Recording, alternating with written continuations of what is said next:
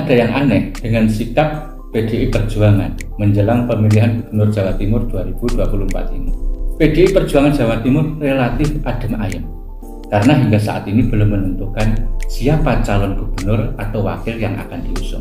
Padahal PDI Perjuangan adalah partai pemenang kedua setelah PKB di Jawa Timur.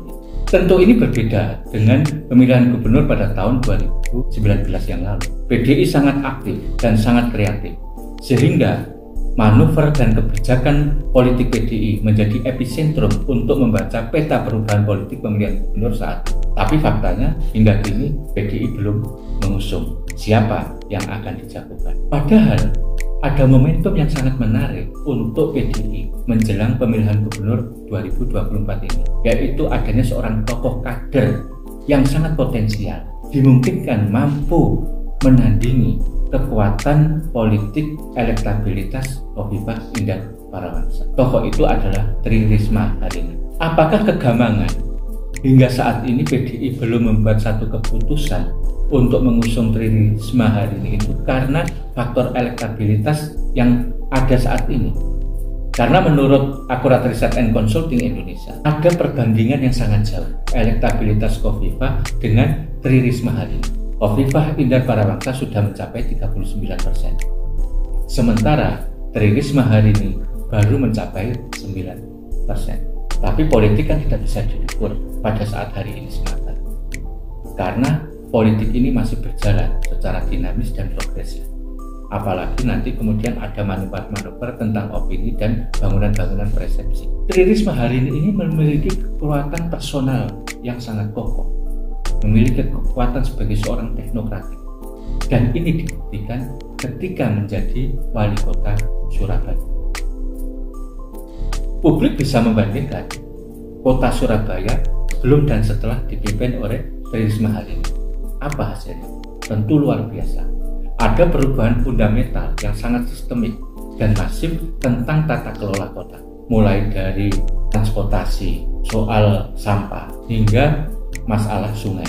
Bahkan ada sesuatu kebijakan yang sangat legendaris dan sangat monumental, yaitu soal penutupan lokalisasi Doli. Ini tentu menarik. Bagaimana mungkin seorang wali kota perempuan mampu berhasil menyelesaikan problem sosial tentang lokalisasi yang terbesar Asia Tenggara di Surabaya itu. Dan Tri Risma hari ini tidak hanya sekedar menutup, tapi juga menyelesaikan problem-problem sosial ekonomi masyarakat sekitar. Tentu saja ini menjadi poin penting ketika PDI nanti akan mengusung Tri Risma hari ini. Karena PDI juga memiliki kekuatan struktural yang ada mulai bawah sampai atas. Ini adalah satu kekuatan politik yang sangat potensial dan dipadu dengan kekuatan personal dari seorang Tri Risma hari ini. Saya pikir ini nanti bisa menandingi kekuatan elektabilitas dari petahana Khofifah Indar Parawansa. Tapi kenapa hingga saat ini muncul kegamangan? Kelihatannya ada keraguan dari PDI Perjuangan untuk mengusung Tri Risma hari ini. Apakah ini berkaitan dengan sebuah strategi politik? Atau jangan-jangan memang ada upaya dari pihak-pihak tertentu untuk mengunci kekuatan politik Tri Risma hari ini supaya tidak tampil dalam pemilihan gubernur nanti? Memang PDI Perjuangan masih punya potensi untuk membuat poros ketiga selain poros yang selama ini muncul adalah poros Khofifah Indar Parawansa dan poros PKB Muhaimin yang saat ini mengusung Kiai Haji Marzuki Mustafa. Poros ketiga dimungkinkan masih bisa. Karena apa? Kita akan bisa melihat perolehan suara dari PDI Perjuangan, yaitu 21 kursi di DPRD. Maka tinggal 4 kursi, PDI Perjuangan bisa membentuk koalisi dan mengusung calonnya sendiri. Bisa berkoalisi dengan P3, berarti mengulang dengan koalisi Pilpres kemarin. Atau bisa bekerja sama atau berkoalisi dengan Nasdem. Kalau Nasdem memiliki 10 kursi dan P3 punya 4 kursi.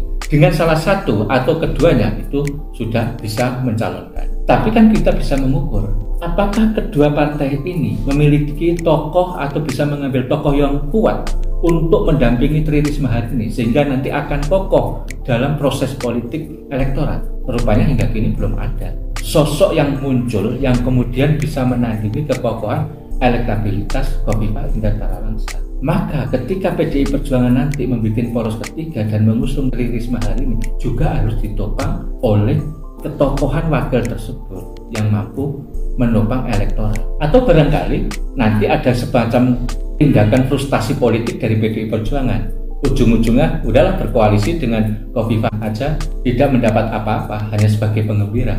Atau yang lebih mungkin lagi adalah berkoalisi dengan poros perlawanan Khofifah yang digagas oleh PKB. Ada kemungkinan kalau bergabung dengan poros perlawanan terhadap Khofifah melalui PKB ini, ada kemungkinan kader PDI Perjuangan, boleh jadi Tri Risma hari ini akan menjadi wakil dari Kiai Haji Marzuki Mustafa. Kalau itu yang terjadi, tetap ada dua poros. Tetapi poros ini memiliki satu keseimbangan yang kuat, baik itu petahana maupun penantang. Karena masing-masing memiliki tokoh yang sangat-sangat elegan dan par excellence. Kalau itu yang terjadi, maka akan menarik. Sehingga tetap pemilihan gubernur Jawa Timur itu dengan dua poros.